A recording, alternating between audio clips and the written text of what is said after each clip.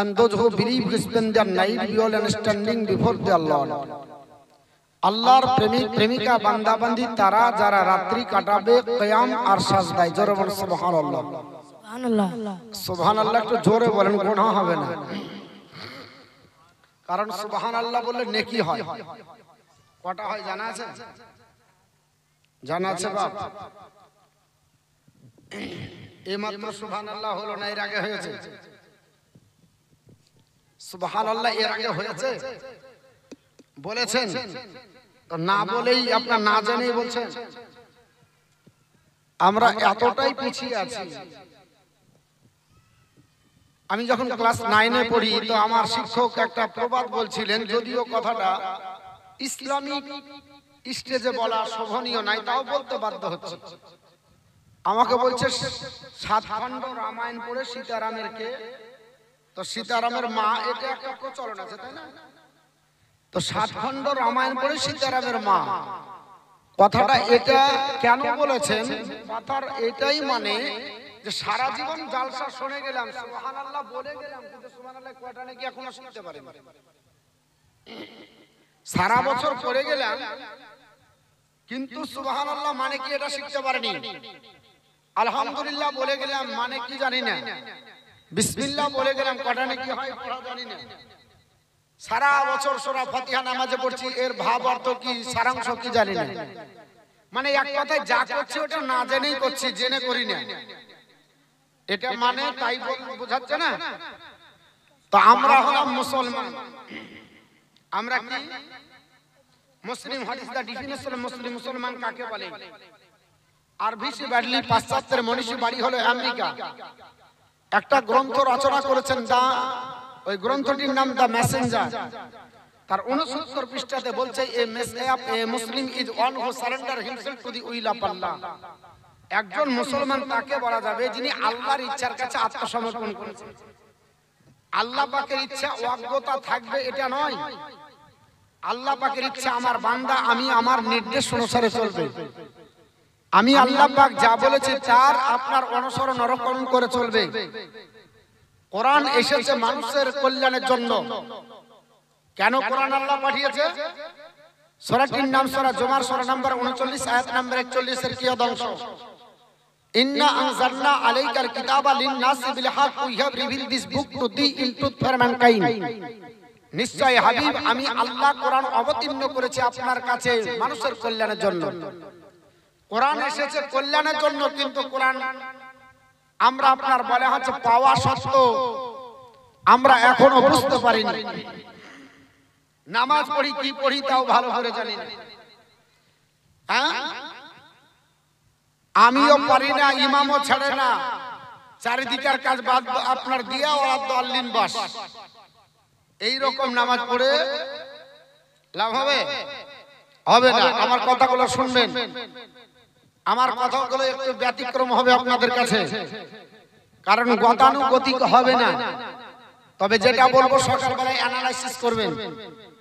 আল্লাহ রাব্বুল আলামিন বললেন কি, ওয়াল্লাযিনা ইয়াবিতুনা লিরাব্বিহিম সুজদাও ওয়া কিয়ামা। এই কথাটা বলে আমি বললাম তরজমা, যে আল্লাহ পাক বলছেন যে আমার প্রেমিক প্রেমিকা বান্দা বান্দি তারা যারা রাত্রি কাটাবে কিয়াম আর সাজদায়। পৃথিবীতে যত আপনার জনসংখ্যা আছে এরা সব আপনার আল্লাহর বান্দা বান্দি হিসাবে হবে, কিন্তু প্রেমিক প্রেমিকা বান্দা বান্দি হিসাবে আপনার বলা হচ্ছে পরিগণিত হবে না। তাহলে আমরা যারা রাত্রি কাটাবো কিয়াম আর সাজদায় তারা হবো আল্লাহর প্রেমিক প্রেমিকা।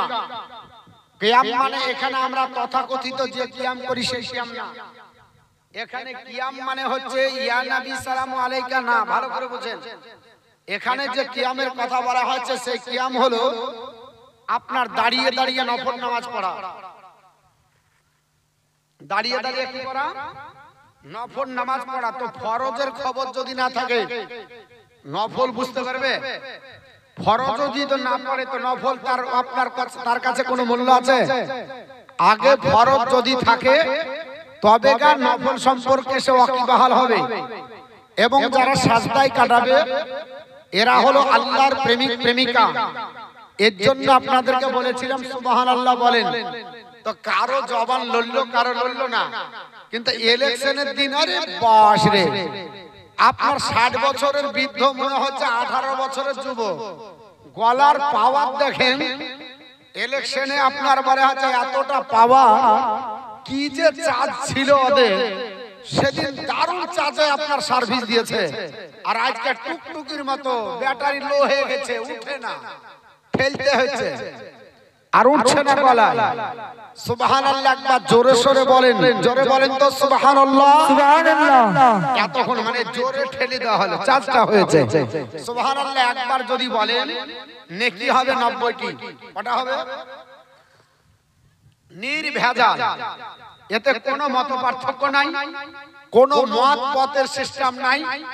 যেই বলবে সুবহানাল্লাহ নির্ভেজাল 90টি তার আমলনামায় নেকি হবে। কেন হবে? এটা আমার রাসূলুল্লাহ বলেছেন। নবী আমার বলেন কোরআনের একটা অক্ষর পড়লে 10টা নেকি। সুবহানাল্লাহতে আরবি বর্ণমালা আছে 9টি, তাহলে 9 10 কটা হবে? জোরে বলেন 9 10 90টি হবে। আলহামদুলিল্লাহ একবার বলবেন, আপনার নামায় আমলে 90টি নেকি হবে, কারণ ওখানেও আরবি বর্ণমালা 9টি রয়েছে। আল্লাহু আকবার একবার বলবেন, আপনার আমল নামাতে 80টি নির্ভেজাল নেকি হবে, কারণ ওখানে আরবি বর্ণমালা 8টি রয়েছে। বিসমিল্লাহির রহমানির রহিম একবার উচ্চারণ করবেন, আপনার নামায় আমলে 190টি নেকি হবে, কারণ ওখানে 19টি বর্ণমালা রয়েছে। অর্থাৎ একটা অক্ষর পড়লে 10টা নেকি। a + b তার হোল স্কয়ারের ফর্মুলা মুখস্থ করে নেন, তাহলেই বোঝা যাবে কটা অক্ষর পড়লাম কটা নেকি পাবো। এগুলো আপনার আমার জানার দরকার আছে, আছে না নাই? একটু জোরে বলতে হবে, আছে না নাই? জানার দরকার আছে। ইসলাম ওয়াক্য না, ইসলাম ধর্ম হচ্ছে বৈজ্ঞানিক আপনার বলা হচ্ছে পদ্ধতিতে পরীক্ষা নিরীক্ষিত ধর্ম। একটা কোরআনের কোন আপনার আয়াত বিজ্ঞানের বিপরীত যেতে পারে না। যদি বিজ্ঞান আপনার রিসার্চ গবেষণা করে, প্রত্যেকটি কোরআনের আয়াতের সঙ্গে বিজ্ঞানের সামঞ্জস্যতা রয়েছে। যদি ব্যতিক্রম থাকে সেটা বিজ্ঞান না বুঝতে পারার কারণ, কিন্তু এটা নয় যে কোরআন কোন মানুষের বিপক্ষে আপনার বলা হচ্ছে বার্তা দেয়। কোরআন যা মেসেজ দেয় সেটা মানুষের আপনার সপক্ষে কল্যাণের জন্য দেয়। আপনার বলা হচ্ছে আমি আপনাদের কাছে এ বিষয়ে আলোচনা করতে চাই। আমরা আল্লাহর বান্দা বান্দি, তা আল্লাহ রাব্বুল আলামিন আমাদেরকে যে বান্দা বান্দি করেছে, আমাদের আপনার কিছু কাজ আছে, আছে না নাই? আমাদের কিছু কাজ আছে। আপনারা রাগ করছেন আমার বক্তৃতায়, আমি একটু পয়েন্টের উপর আলোচনা করতে চাই। আর আগে টাইবিং দিয়ে দিয়ে ভিড় বাঁধি, তারপর বিল্ডিং করা হবে। টাইবিং যদি না হয় তো নদীতে বাঁধ দিবে না, বুঝতে পেরেছেন? এর জন্য বলে দিবার মা বোন আপনারা শুনেন, আপনাদের কিছু মশলা মাসাইল বলবো। মা বোনদের জন্য যেমন বাচ্চাকে কতদিন দুগ্ধপান করাবে, এক বিছানে বাচ্চাকে নিয়ে কতদিন ঘুমাবে, মা বোনটা নাইটি পড়তে পাবে কিনা, কয় প্রকারের চুরি পাবে, স্বামীর পকেট থেকে টাকা আল্লাহ রাস্তায় কিংবা নিজের ব্যক্তিগত কাজে খরচ করা যাবে কিনা, স্বামী আপনার বলা হচ্ছে নাই আপনি বিনা অনুমতিতে দান করতে পাবেন কিনা, আপনার বলা হয়েছে তারপর যে নখ কতটা রাখতে পাবেন, বিউটি পার্লারে ঢোকা যাবে কি যাবে না, এই সমস্ত মশলাগুলো আপনাদের কাছে তুলে ধরতে চাই। একটু ধৈর্যের সঙ্গে থাকবেন, ইনশাআল্লাহুল আজিজ আপনাদেরকে বোঝানোর চেষ্টা করব। একবার দরুদ শরীফ পড়েন। আল্লাহ সাল্লি আলা সাইয়্যিদিনা মাওলানা মুহাম্মদ আলা আলি সাইয়্যিদিনা মাওলানা মুহাম্মদ সাল্লাল্লাহু তাআলা আলাইহি ওয়াসাল্লাম। তো বলছিলাম যে আল্লাহ রাব্বুল আলামিনের বান্দা বান্দি আমরা। আল্লাহ রাব্বুল আলামিন বলছেন ওয়াল্লাযিনা ইয়াবিতুনা লিরাব্বিহিম সুজদান ওয়া কিয়ামা, আমার প্রেমিক প্রেমিকা বান্দা বান্দি তারা যারা রাত্রি কাটাবে কিয়াম আর সিজদায়, রাত্রি কাটাবে দাঁড়িয়ে দাঁড়িয়ে নফলে এবং সাজদায়। কিন্তু আমরা আল্লাহর অনেক বান্দা বান্দি আছে don't mind about my lecture, আমার লেকচারে রাগ করবেন না। রাত্রি কাটায়, কিন্তু আপনার বলা হয়েছে কিরাম বোর্ডে কাটায়, রাত্রি কাটায় চার দোকানে কাটায়, রাত্রি কাটায় তাসের ভিটায় কাটায়, রাত্রি কাটায় পার্টি অফিসে কাটায়, রাত্রিটা কাটায় ভাগ্য নির্ধারণের রাত্রি, কালী পূজা রাত্রিতে কাটায়, রাত্রি কাটায় বিভিন্ন আপনার অশালীন কাজে কাটায়। ওই আল্লাহর বান্দা বান্দি কখনো আল্লাহর প্রেমিক প্রেমিকা হবে না। আল্লাহ বলে দিয়েছেন আমার প্রেমিক প্রেমিকা তারা যাদের রাত্রি কাটা দুটো ধরন, এক হলো দাঁড়িয়ে দাঁড়িয়ে নফল নামাজে, আর এক হলো সাজদায়। এই দুটো পদ্ধতিতে যারা রাত্রি কাটাবে তারা হলো আল্লাহর প্রেমিক প্রেমিকা। আল্লাহ যা কোরআনে বলেছে এতে কোনো ভুল আছে? জোরে বলেন ভুল আছে? জালিকাল কিতাবুল লা রাইবা ফিহি, there is no doubt in the holy Quran. ভুল তো দূরের কথা, সন্দেহর অবকাশ নাই। ওই আল্লাহর বাণী লা তাবদিলা লি কালিমাতিল্লাহ, no change can there been the words by Allah, যে আল্লাহর কথার কোনো পরিবর্তন হবে না। জোরে বলেন সুবহানাল্লাহ। আল্লাহর কথা কোনো পরিবর্তন হবে না। এর জন্য আপনার আমার উচিত হবে রাত্রি যদি কাটাতেই হয় নফলের মধ্যে কাটাবো, রাত্রি যদি কাটাতেই হয় সাজদার মাধ্যমে কাটাবো, তাহলে ইহ জগত কল্যাণ হবে, পরজগত কল্যাণ হবে। আমাদের যেন অনর্থক রাত্রি না কাটে, আমাদের যেন সময়টা বৃথা না চলে যায়। কিন্তু বর্তমান যুগে আমরা নফলে কাটাই না, ইবাদত বন্দেগী ভালো লাগে না।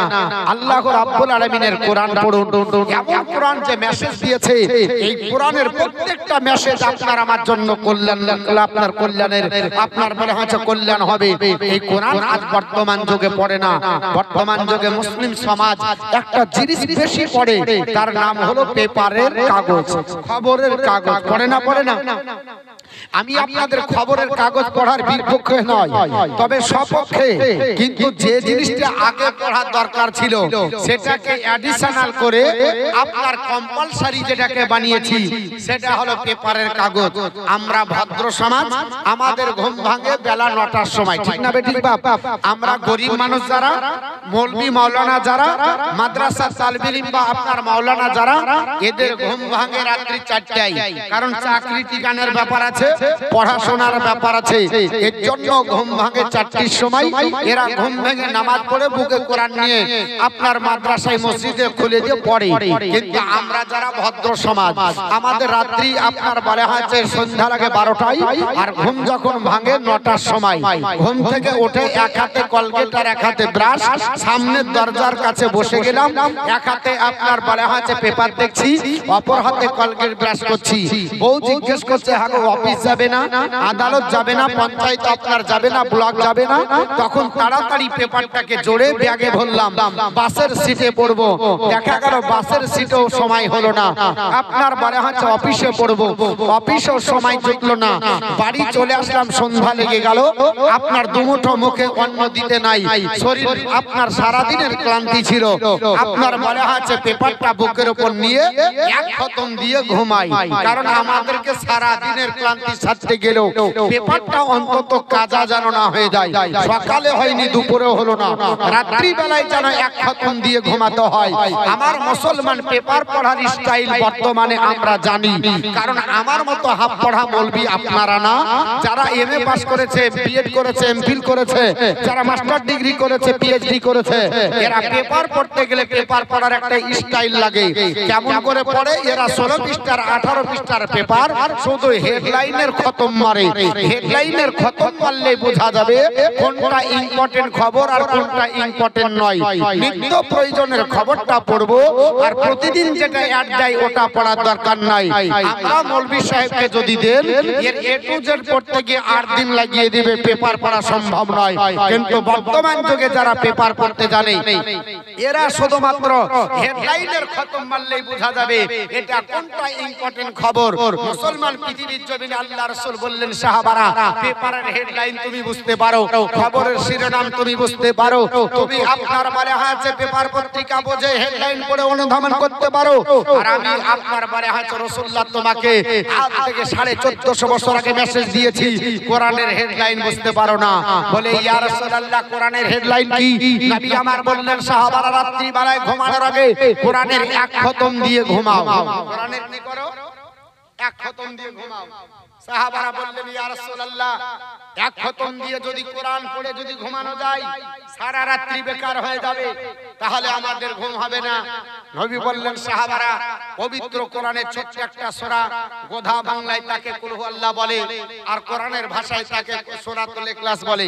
এই সূরা ইখলাসটা পড়ে যদি কোন আল্লাহর বান্দা 3 বার পড়ে বিছানায় ঘুমিয়ে যায়, আমি রাসূলুল্লাহ বলছি তার সারা রাত্রি কোরআন পড়ে এক খতম তুলে যে সব হয়, 3 বার পড়ে বিছানায় ঘুমিয়ে গেলে তার সকাল হতে হতে আল্লাহ রাব্বুল আলামিন যে কোরআন টোটাল করার খতম করার যে সব হয়, পূর্ণাঙ্গ এক কোরআন খতমের সব আমার আল্লাহ দেবে। জোরে বলবো,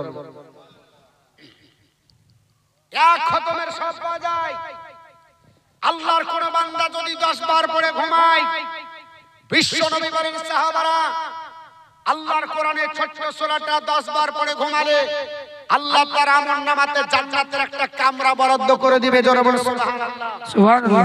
আল্লাহর কোন বান্দা যদি 24 বার বিছানায় পড়ে ঘুমিয়ে যায়, নবী বললেন আল্লাহ তার আমলনামায় 2টো জান্নাতের আপনার কুটির বরাদ্দ করবে। ওমরে ফারুক আজম সম্মুখে দণ্ডায়মান, ইয়া রাসূলুল্লাহ, এমন কোন রাত্রি অতিবাহিত হয় না যে রাত্রিতে ওমর বিছানাতে ঘুমানোর আগে 100 বার সূরা ইখলাস না পড়ে ঘুমিয়েছে। নবী বললেন ওমর, তোমার জন্য মেসেজ হলো আল্লাহ তোমার আমলনামায় 10টি জান্নাতের কামরা দিবে। জোরে বলুন সুবহানাল্লাহ।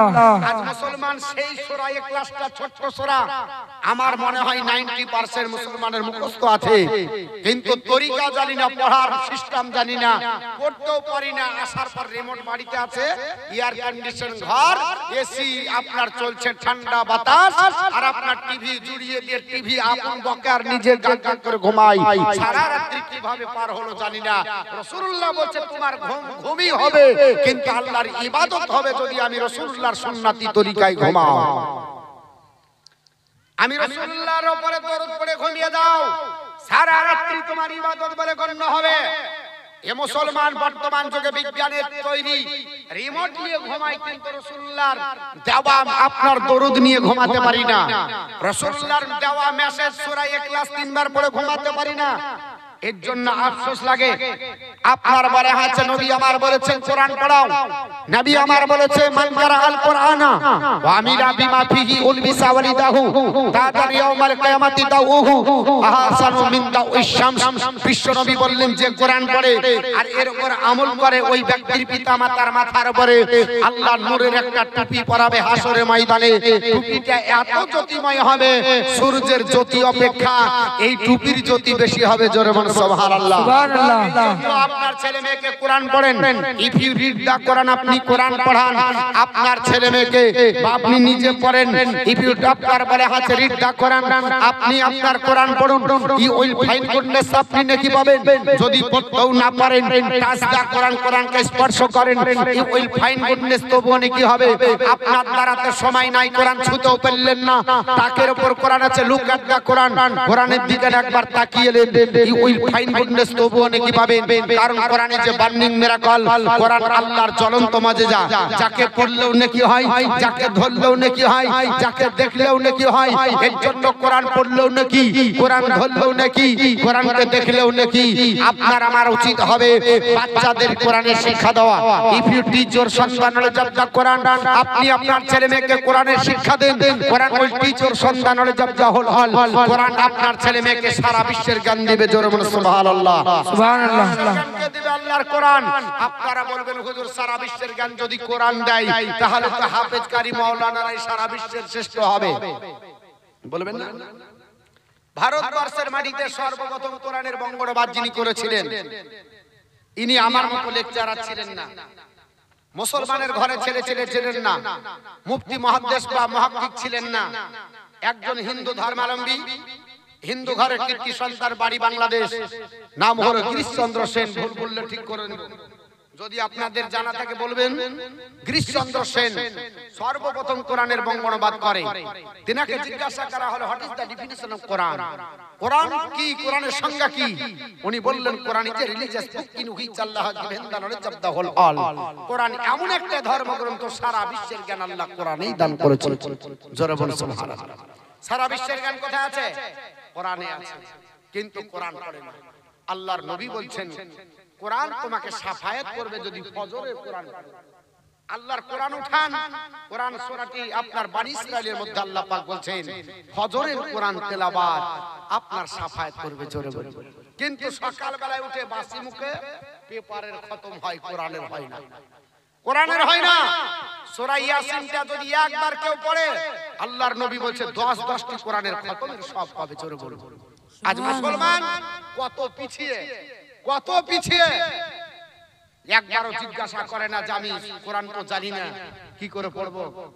আজ চিন্তা ভাবনা করে সামান্য 3 বছর আগে এনআরসির ব্যাপারে, এনআরসি যখন হবে বলল 60 বছর 70 বছরের দাদু আপনার বলা হয়েছে তার যদি আধার কার্ডে একটা বানান ভুল আছে রাত্রি 2টোর সময় লাইন দিয়ে আধার কার্ডের বানান ঠিক করেছে, করেছে না করেনি? কেন ডিটেনশন ক্যাম্পে ঢুকবে না ভয়ে? এনআরসি যদি হয়ে যায় ধরাও যেন না পড়ে যায়। সিএএ হবে আবার তোলপাড় লাগিয়ে দিয়েছে, দেখিস বানানগুলো ঠিক করিস, আধার কার্ড প্যান কার্ডের সাথে যেন মিল থাকে, জমির সাথে বাপের যেন ঠিক থাকে মিল। আর আজকে ওকে জিজ্ঞাসা করেন আত্তাহিয়াতুর সাথে দরুদ শরীফের মিল নাই। আগে আত্তাহিয়াত পড়তে হয় না, দরুদ শরীফ জানে না। সারা জীবন ধরে তা আপনার বারে আছে, বেতের নামাজ পড়লো কি দিয়ে পড়েছে তো বলছে মনুষ্য কুল হু আল্লাহ দিয়ে চালিয়ে দিলাম। জীবনে এক ওয়াক্ত আপনার বারে আছে বেতের হয়নি, কারণ বেতের নামাজে আপনাকে দোয়া কুনুত করতেই হবে ওয়াজিব। কিন্তু চাচা সারা বছর চালিয়ে দিল, জীবনে কোনোদিন জিজ্ঞেস করলো না হুজুর আমি তো আত্তাহিয়াত এই ইয়ার পরে আপনার বলে হচ্ছে বেতের নামাজে কুনুত মুখস্থ করতে পারিনি, কুরহু আল্লাহ দিয়েই তো চালিয়ে দিলাম। তো একবার ঠিক না করলে কি হবে? দুনিয়ার ডিটেনশন ক্যাম্পে ঢোকার জন্য যদি এত ঠিক করতে হয়, আপনার পেপার যদি ওকে করতে হয়, কবরে যাওয়ার আগে সব পেপার ওকে লাগবে না, লাগবে না? হ্যাঁ, আপনার সব পেপার ওকে লাগবে কি লাগবে না? একদিনও জিজ্ঞাসা করেছি মৌলভী সাহেবকে গিয়ে যে দেখেন তো আমার পেপারটা ঠিক আছে কিনা, আমার ফাতিহাটা ঠিক আছে কিনা, আমার দরুদটা ঠিক আছে কিনা, আমার আত্তেহাত ঠিক আছে কিনা, আমার দরুদ শরীফ ঠিক আছে কিনা, আমার দোয়া কুনুত ঠিক আছে না, আমি নামাজের সিস্টেমটা ঠিক আছে কিনা। 60 বছর ধরে নামাজ পড়েছে, আমার একটা মুসল্লি জিজ্ঞাসা করছি কুল্লা ভিজেনি তো বলছে এই মৌলভী বেশি চেষ্টা করেছি না, 62 বছর বয়স, জীবনে কোনো মৌলভী ভুল ধরতে পারেনি, এইভাবেই উজু করে চালিয়ে গেলাম। কঠিন ব্যাপার, গুল্লা ভেজালি উজু হবে, বলছে 62 বছর বয়স, জীবনে কোনো মৌলভী ভুল ধরেনি। বাপ আপনার পেপাস ওকে থাকলে আপনি ক্লিয়ার হবেন, পেপাস যদি ওকে না থাকে আমাকে ক্লিয়ার করতে হবে না। কবর এমন জায়গা, ওখান থেকে পাশানোর জায়গা না। একবারে প্রথম এক্সামিনে ফেল, প্রথম এক্সামিনে ফেল হয়ে যাবেন। সামান্য আপনার বারে আছে আজকে রোদের তাপমাত্রা বেড়ে যাওয়ার কারণে কমিটি আপনার বিবেক বুদ্ধি চেতনা প্রজ্ঞাকে কাজে লাগিয়ে আজকে ফ্যান দিয়েছে, দেয়নি? আলোচনা হচ্ছে আজকে ফ্যান চলছে, ওর জন্য লোক আপনার আরামে আছে, এর জন্য যাচ্ছে না, কাটছে না, মানুষ পালাচ্ছে না। হাসরের ময়দানে সহ্য করবেন কি করে? বিশ্ব নবী বলছেন যেখানে দুনিয়ার তাপমাত্রা চাইতে হাজার হাজার কোটি গুণ তাপমাত্রা বেশি। দুনিয়াতে সূর্য কত দূরে আপনার বারে আছে, এত উপরে আছে, তাই তাপমাত্রা সহ্য করতে পারছি না। 48 ডিগ্রি তাপমাত্রা হয়ে গেছে আজ কলকাতার মাটিতে, সহ্য করা যাচ্ছে না। নবী বলছে আধা হাত মাথার উপরে আসবে। কতখানি দূরে? মাত্র আধা। আপনার প্রচন্ড রোদের তাপমাত্রা এত বাড়বে, ভাতের হাঁড়িতে জাল দিলে ভাত যেমন আপনার টকবক করে উঠলে উঠলে পড়ে, নবী বলছে মগজগুলো এইভাবে চারিদিক দিয়ে উঠলে পড়বে, নাক আর কানে ছিদ্র দিয়ে মগজ গলে গলে পড়বে, নিজের পাসিনাতে নিজেই হাবুডুবু করবে, জিহ্বাটা এত বাড়া বাড়বে, বাড়তে বাড়তে হাসরের মাটি থেকে যাবে, নিজেই নাফসি নাফসি করে ছোটাছুটি করবে। আপনার হাসরের মাটি এমন পুড়ে তামা হবে যেমন আফরে লোহা ভরলে আপনার লাল হয়ে যায়, ওই রকম আপনার হাসরের মাটি হবে। মানুষ দাঁড়িয়ে থাকার মতো সহ্য করার মতো ক্ষমতা কারো থাকবে না, কিন্তু পালানোর জায়গা নাই, ওখানেই থাকতে হবে। নিজের বাপ আপনার বাপের পরিচয় দেবে না, মা নিজের মায়ের পরিচয় দেবে না, বন্ধু বন্ধুর পরিচয় দেবে না। প্রাণের স্ত্রী যার জন্য এত কিছু ইনকাম করে তাকে জামদানি শাড়ি দিলেন এবং তাকে আপনার সুখে রাখার জন্য কত নামাজ কাজা করলেন, সে বিবির কাছে দণ্ডায়মান হলে বিবি বলবে আমি চিনি না, তুমি আমার স্বামী না, সেই দিন আপনাকে তিরস্কার করে ফেলে দিবে। যে সন্তানের জন্য এত কিছু করলেন, সেই সন্তান আপনাকে লাথি মেরে ফেলে দিবে, সেই দিন আপনার কে হয়ে দাঁড়াবে? এই জন্য আপনাকে চিন্তা করতে হবে। হাসরের ময়দান কঠিন ময়দান হবে, তবে চিন্তার বিষয় নাই। আমার নবী বলেছে, আমার সাহাবারা, হাসরের ময়দান যতই কঠিন হোক, সাত শ্রেণীর মানুষের জন্য হাসরের ময়দান আল্লাহ এয়ার কন্ডিশন তৈরি করবে। জোরে বলুন সুবহানাল্লাহ।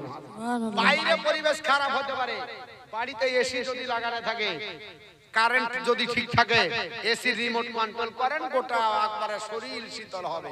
হবে না? হবে না? তাহলে ওইরকম তো ব্যবস্থা লাগবে। হাসরের ময়দান যতই কঠিন হোক, আল্লাহ পাকের এসিতে থাকতে চাই না? চাই না? কারা হবে? সাত শ্রেণীর মানুষ হবে। কারা হবে? সাত শ্রেণীর। আমরা যদি তার মধ্যে পড়ি, ইনশাআল্লাহ আমরাও এসির আপনার বাতাস পাবো। একবার দরুদ শরীফ পড়েন। এই সাত শ্রেণীর কারা, একটা একটা করে হাদিস বলবো। বুখারী শরীফ কিতাবুল আযান থেকে আবু হুরায়রা রাদিয়াল্লাহু তাআলা বর্ণনা করেন। একবার জোরে আপনার দরুদ শরীফ পড়েন। আল্লাহুম্মা সাল্লি আলা মাওলানা মুহাম্মাদ ওয়া আলা আলি মাওলানা মুহাম্মদ। আমার মহান কেন হাজনা রে আল্লাহর জিকির, আমার মন কেন হাজনা রে আল্লাহর জিকির, তারে সদা ভোলে থাকি, সে তো ভোলে না মোরে আল্লাহর জিকির, আমার মহান কেন হাজনা রে আল্লাহর জিকির। দেখো যার দয়াতে দিবারাতি চন্দ্র সরে দিছে জাতি, দেখো যার দয়াতে দিবারাতি চন্দ্র সরে দিছে জাতি, বাতাসে বহে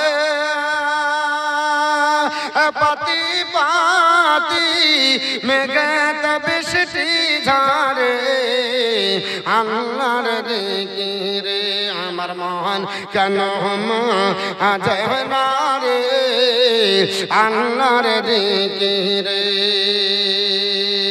কে কবে জন্মাবে বলে আগে আহারে পাঠিয়ে দিলে, কে কবে জন্মাবে বলে আগে আহারে পাঠিয়ে দিলে, হেন দয়াময় আল্লাহ কি বলে দিন কাটালি বিভরে আল্লাহর জিকিরে, আমার মন কেন হাজনা রে আল্লাহর জিকিরে, তারে সদায় ভুলে থাকি, সে তো ভুলে না মোরে আল্লাহর জিকিরে, সব সময় করে নিহার শহীদ তোলে দিছে আর, সব সময় করে নিহার শহীদ তোলে দিছে আর, পশু পাখি জীবী জানোয়ার দিছে আহার সবার আল্লাহর জিকিরে, আমার মন কেন হাজনা রে আল্লাহর জিকিরে, আমার